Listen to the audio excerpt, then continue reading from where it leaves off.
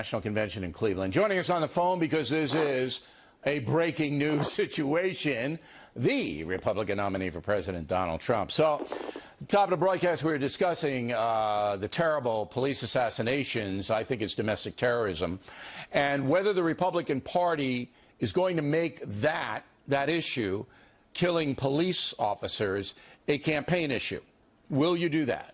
Of course, it's a big issue. It's a horrible issue, and it's going to be a very important one. It's called law and order. We want law and order, and that's going to be one of my big issues and always has been. What about the Black Lives Matter movement? Will they be singled out as a provocateur in this terrible situation? Well, you see them marching, and you see them on occasion, at least. I've seen it, where they're essentially calling death to the police, and that's not acceptable. Whether you like them or don't like them, that bill is not acceptable. But I've seen it, and you've seen it. When you say it's not acceptable, if you are elected president, what can you do about a group like that? Well, I think you have to look into it very seriously, because people get themselves into big jams for saying a lot less than that. I mean, I've seen them marching down the street, essentially calling death to the police, and I think we're going to have to look into that, especially in light of what's happening with these maniacs going and shooting our police. When you say look into it, there's a constitutional right, of course, to freedom of assembly and free speech. Are you saying that you would order the Attorney General to look into it for possible charges? When you see something like that taking place, that's really a threat, if you think about it. And when you see something like that taking place, we are going to have to perhaps talk with the Attorney General about it or do something. But at a minimum, we're going to have to be watching, because that's really bad stuff, and it's happened more than once.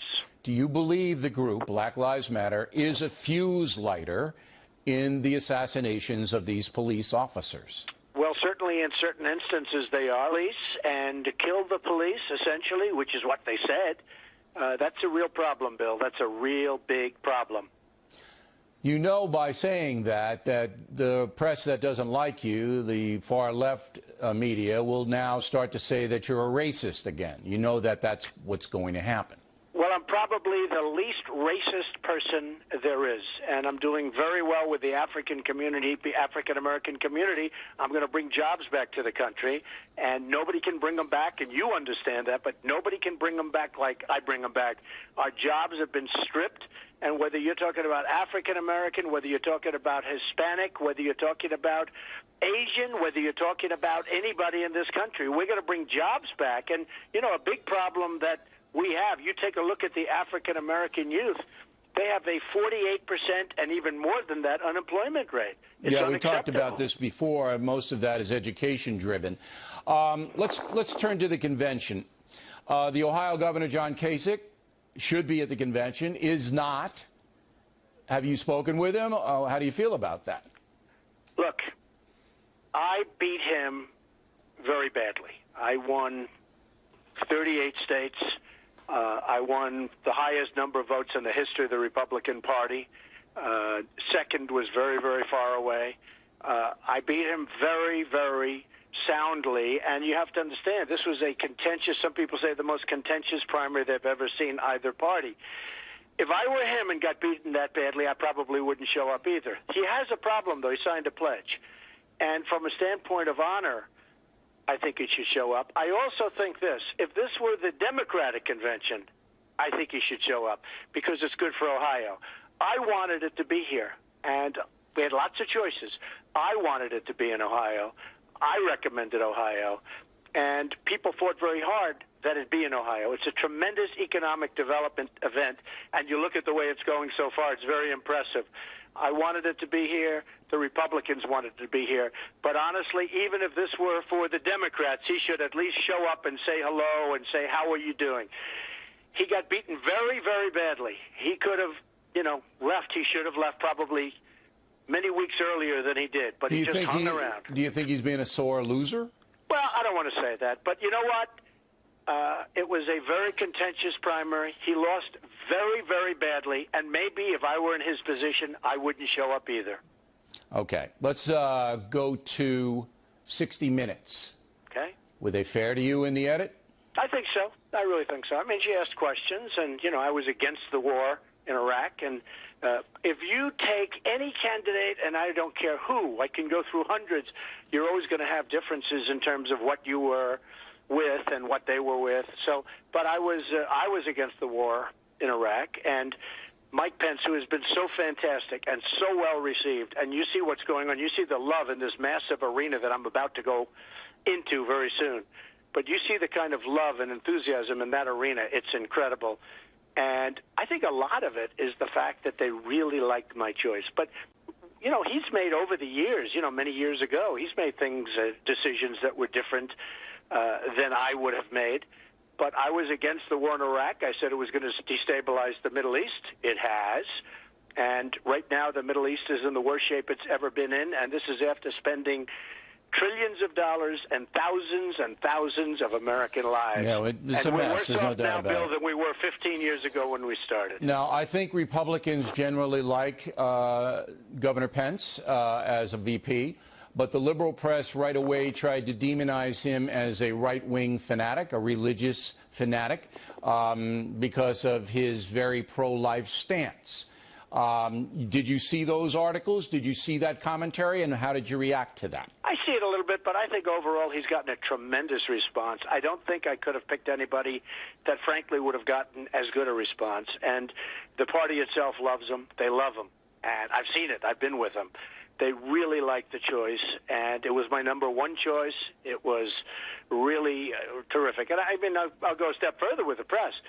Because of what had happened, the tragedy, as you understand, in Nice, I delayed it for a day. If I would have had that news conference that morning, right after the horrible event that took place in France, that would have been catastrophic. It would have been so disrespectful, and I would have taken a lot of heat.